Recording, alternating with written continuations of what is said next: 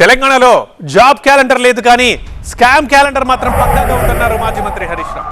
ప్రతి నెలలో ప్రభుత్వం స్కామ్లకు పాల్పడుతోందన్నారు. అనేక అంశాల్లో ప్రభుత్వం స్కామ్లు చేస్తోందని విమర్శించారు హరీష్.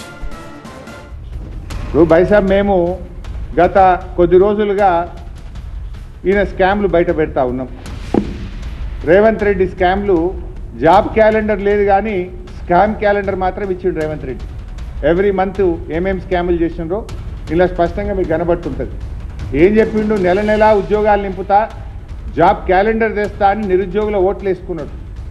జాబ్ క్యాలెండర్ విడుదల కాలే కానీ స్కామ్ క్యాలెండర్ మాత్రం వచ్చింది.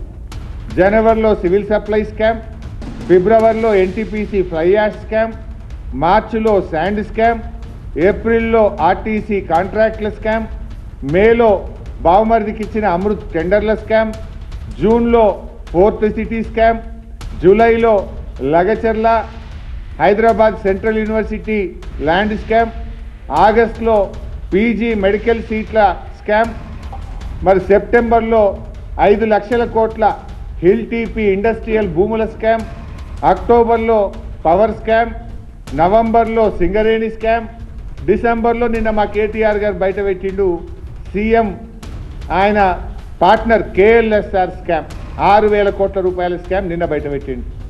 నెలకొక్క స్కామ్ బై మీది.